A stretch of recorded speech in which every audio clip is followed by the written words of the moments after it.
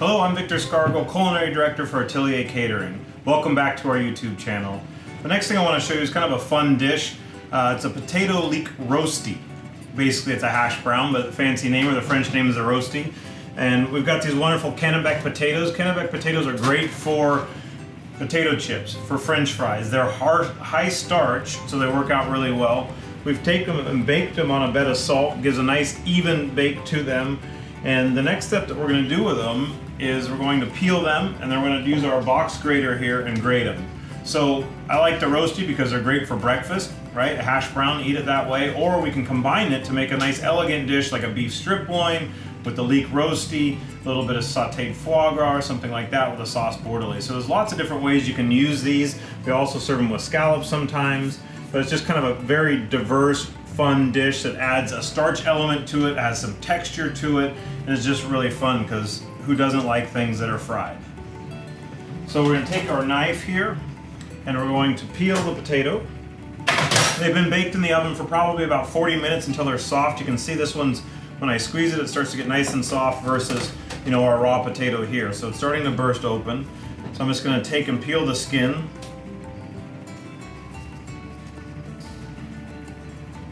Get all the skin off quickly. I'm using a paring knife here. Peels right off. And then I will pass through the box grater.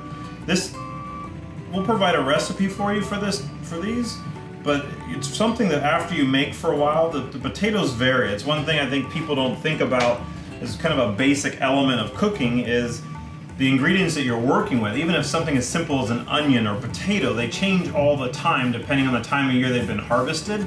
And so the starch level is going to change. Sometimes they'll be wet, sometimes they'll be dry.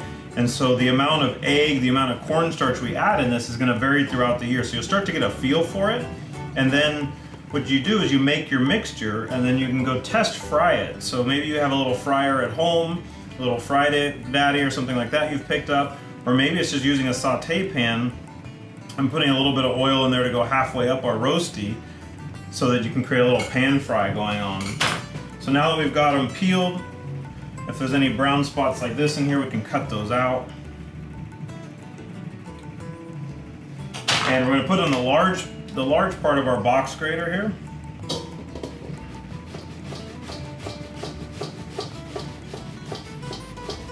By using the large, it's going to give it a little bit more of a texture as well, a little bit more airiness to it.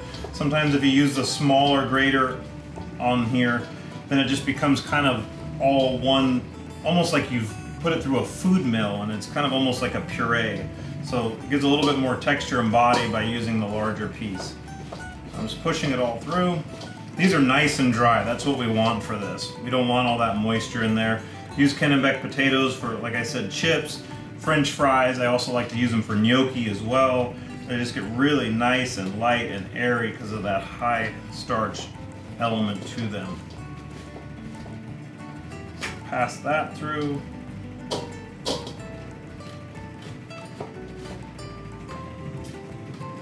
Set this aside. And I've got a couple different molds here that we can use. You'll see here in a minute how we'll use those. So you can see the potatoes are here, they're nice and light, they're sticking a little bit, so that's from the starch element to it, but they're not wet, they're not super moist. So what that means is it's probably a little bit less cornstarch because the Cannebecs are high starch, we don't need to add any more starch to it. You can't find the Cannebec or a cowboy potato, they're also high starch. Use a russet potato, those work fine, and you're gonna end up probably adding a little bit more cornstarch to it to get the texture that you want.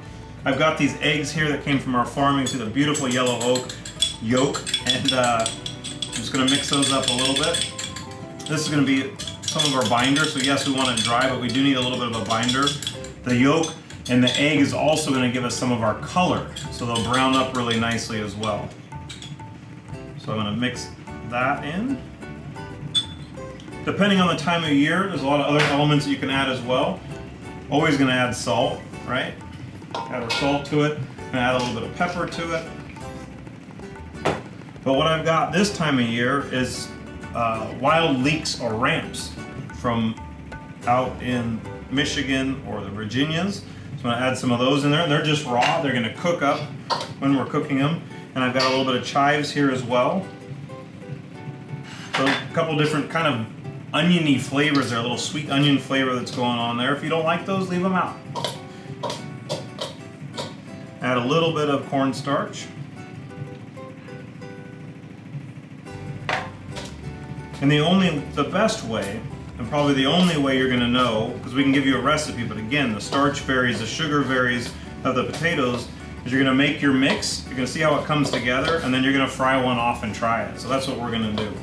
So we wanna make sure that the mix, as we mix it up, is gonna come together. I love seeing that bright yellow color. A lot of times people say, well, what did you do? What did you add to it? And it's just from those wonderful eggs. The yolks are just amazing. All right, so we've got our mix. You can see it's coming together. It's almost like a dough when you're making a dough in the mixer, but you can see because of the larger kind of grate on the box grater, you can still see the individual potato versus it becoming just kind of all mushed together. All right, next thing we're gonna do is we've got a cookie sheet here with some wax paper or parchment paper, some Vegeline spray. I'm gonna spray that down.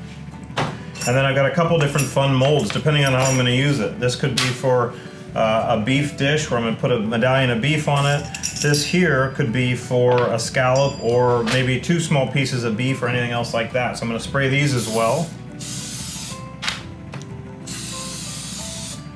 This mold here was actually made for me, so if you're gonna go out and try to find a square mold, you might find it, but you're probably not gonna find this piece together with it. And then I like to use an ice cream scoop. It gives me kind of consistency of thickness because I'm putting 1 scoop in there and that's it. For this one, probably gonna add 2 scoops in there, and that's gonna be our measurement for every time that we make these items to keep them nice and consistent. So take my kind of tamper here, I'm gonna push it down, and I'm gonna invert it, a little bit more Vegeline on there, and I'm gonna go back and do the same thing again. It's gonna give me this beautiful square potato roasty. Same thing kind of comes over here. You're gonna find something that's in your kitchen cabinet. I've got a bottle of truffle oil here. I've wrapped it in plastic wrap. I'm gonna get a little bit of spray. I'm gonna use that to push down on my potato roasty here. So you can see that this is something fairly easy to make. It adds a great element to the dish. It makes it nice and kind of texture there. You know, maybe you get tired of potato puree or maybe you get tired of roasted potatoes. So here's another option for a starch. Again, fried food, who doesn't like it? Nice and crispy, and you can still have your potato element in there. I've got my two roasties there, 1 square, 1 round. I've got some chives in there. I've got some ramps or wild leeks in there. And so what we're gonna do next, we're gonna go test fry them. So stay tuned. So we'll drop them in at 350 degrees. We're just gonna take them to their nice light and golden brown. When you're actually serving them, you don't want to fry them too early because then they're gonna get soggy. And some people think, oh, I can just throw them in the oven and crisp them back up, but it doesn't necessarily work. So try to fry them as close as you can to serving them.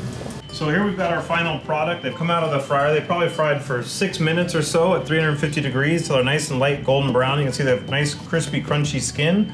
A little bit of salt when they come out. One of the important things, maybe a lot of people aren't into fried food, but what we've found is we work a lot with grapeseed oil. So we've got amazing grapeseed oil. So we're frying everything in grapeseed oil at this point. And so it's got a nice clean fat to it, high smoke point. So it's a lot healthier than even extra virgin olive oil. So here's our potato leek roasty. Please have fun with them. Use them with your eggs in the morning and bacon. Use them on beef. Use them with scallops. There's lots of different ways to use them, but nice, fun change to using potatoes in a lot of your dishes. Thanks again for joining us. Again, I'm Victor Scargle with Atelier Catering. Thank you for joining us on our YouTube channel.